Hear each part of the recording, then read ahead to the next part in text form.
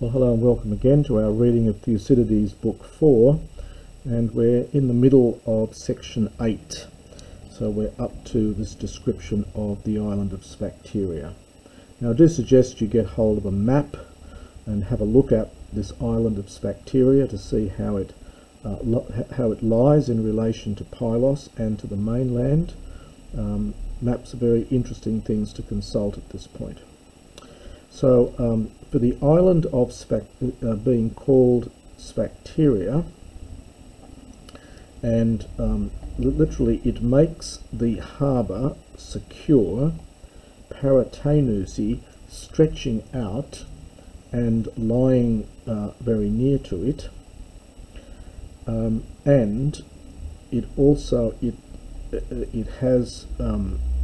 makes the entrances very narrow. So it makes the harbour secure and the entrances narrow. Now we get a te men and a te de. So this is at one point and then at the other point. So at one point, on the side of the fortifications of the Athenians and in Pylos, so it's in the direction of the fortifications of the Athenians and Pylos, there, you have to understand, there is diapolon, a sailing through, and we get a dual dative here, for two ships. So there is room just for two ships in that direction, but at the point which is along the other mainland, understand there is room for 8 or 9. Hulodes tekai tribes passa. Now for the whole, understand Nessos, for the whole island was Hulodes woody, tekai, and trackless. It is without any tracks, by its lack of anyone living there. So by the fact that it's not inhabited. So because of its lack of habitation. And the length is approximately, well, he says here 15 stades. It's probably closer to between about 24 and 25 stades, that is about 4.2 kilometres. It's not quite clear how Thucydides got this wrong, but the numbers here aren't quite correct in terms of the actual island itself.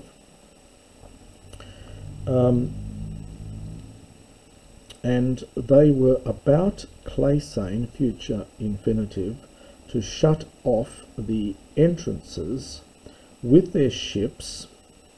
So this is a dative of means here, by means of their ships that were antiproros. That means their prows were facing outwards towards the enemy. Busdain is an adverb from the verb buo, to stuff. So they were tightly packed or close together. So they were about to shut off the entrances with their ships, with the prows facing out, packed closely together, and fearing this island, lest they, that's the Athenians, might make war from it, Sphici, against them. They disembarked hoplites into it, and they arranged others along the mainland. So as well as on the mainland. So to get that chi in, and also along the mainland. We've got to supply a verb of thinking here or something, because there's only an infinitive, there's no main verb. For thus they thought that the island would be hostile to the Athenians, so perhaps disadvantageous or hostile to the Athenians, and also the mainland, not having participle agreeing with eperon is feminine, of course, as you see from the article here.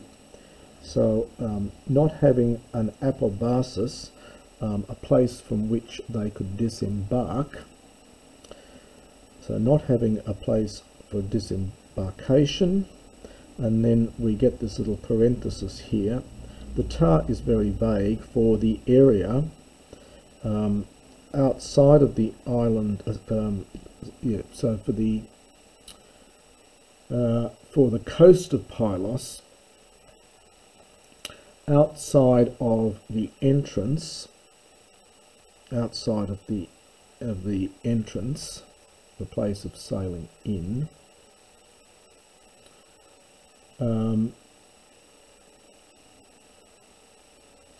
being without in the direction of the sea, being without a harbour, would not provide a place setting out from which they will assist. So we would say they would assist or render aid to those of themselves, to their own men. So the thing that's for the coast of Pylos, outside of the entrance in the direction of the sea, pros de Pelagos, being without a harbour, the Athenians would not have a place from which, setting out from which, they might help those of their own men. Kata to ekos, according to that which is reasonable, so in all probability they, without a sea battle and without running any risk, they would take the place by siege. So it was quite reasonable that they'd take the place by siege without having a sea battle or running any danger. And some genitive absolutes, there not being within any sitos, any food, and this is tokorion again, it's neuter, it's agreeing back with that, and the place having been taken with little preparation. And thus these things seemed good to them. So that's what they thought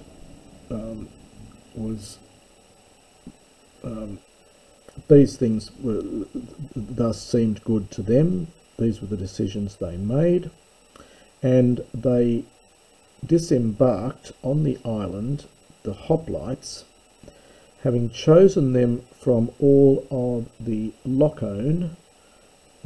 This is from all of the battalions.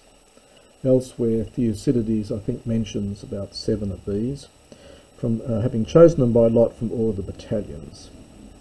And also others disembarked earlier, kata dia dokan, in succession, so perhaps in relay, perhaps a more military term. The last lot, also having been taken, were about 420. So, but the last lot who went over were captured there, 420 of them, and the helots who were with them, or literally around them. So helots in their service. The helots, of course, are these slaves, these conquered slaves in the Peloponnesus. And Epidatas, the son of Molybros, ruled them, so he was their commander. And that's the end of section 8.